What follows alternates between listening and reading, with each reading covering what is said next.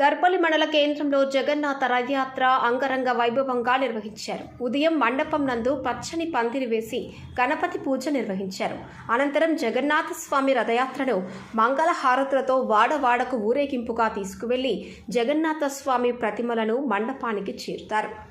జగన్ పంతులు మాట్లాడుతూ ప్రతి సంవత్సరం లాగే ఈ సంవత్సరం జగన్నాథ స్వామి రథయాత్ర నిర్వహించడం జరిగిందని, వచ్చే సంవత్సరంలోగా స్వామివారికి రథం కూడా చేయిస్తామని, గ్రామ ప్రజలు గ్రామ కమిటీ సహకారంతో ఘనంగా నిర్వహిస్తామని అన్నారు.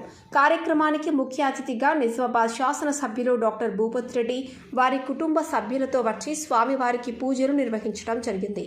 జగన్నాథ స్వామి దేవాలయం నందు దర్పల్లి గ్రామ కమిటీ అన్నదాన కార్యక్రమాన్ని నిర్వహించారు.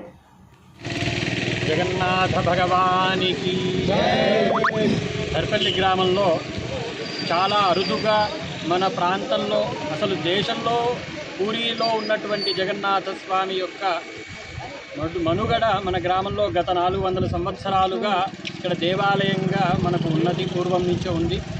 దానిని ఒక 4 సంవత్సరాల క్రితం దాన్ని దేవాలయంగా నిర్మించుకొని దారుమూర్తులను యథావిధిగా జగన్నాథుడికి దారుమూర్తులు అంటే చెక్కతోని విగ్రహాలు ఉండాలి. ఆ చెక్కతో చేసినటువంటి విగ్రహాలు పూరి నుంచి గత సంవత్సరం తీసుకురావడం జరిగింది. ఇప్పటికి మనం ఇక్కడ ప్రతిష్ఠించుకొని ఇది 3వ సంవత్సరం గడిచి 4వ సంవత్సరంలోకి అడుగు పెడుతున్నాము.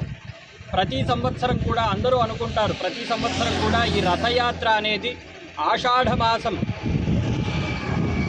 జ్యేష్ఠ అమావాస్య తరువాత రోజు ఈయనకు రథయాత్ర చేయాలి. ఆషాఢమాసం ప్రథమ దివసంలో పాడ్యమి రోజు ప్రారంభించి ఆయనకు విశేషమైనటువంటి ఆ రథయాత్ర ఆయనకు చాలా ఇష్టము. గ్రామంలో తిరగడం అంటే అతనికి ప్రీతికరం కనుక ప్రతి సంవత్సరం లాగానే ఈ సంవత్సరం కూడా ప్రారంభమై నెక్స్ట్ ఇయర్ వచ్చే సంవత్సరం వరకు ఇక్కడ దేవాలయము అభివృద్ధి కోసమై రథము తయారు చేసుకోవడం కోసం చాలా దానికి వ్యయ ప్రయాసలతో కూడుకున్నటువంటి పని కనుక తోచిన దానితో ఇప్పుడు చేయడం జరుగుతుంది. నెక్స్ట్ ఇయర్కి మంచిగా రథం తయారు చేసుకొని దేవాలయ అభివృద్ధి చేసుకొని గ్రామ ప్రజలు గ్రామ కమిటీ కూడా ముందుండి నడిపిస్తూ ఉంటున్నారు. ఇక ముందు కూడా నడిపిస్తారని కోరుకుంటూ భక్తులందరికీ కూడా సెలవు తీసుకుంటారు.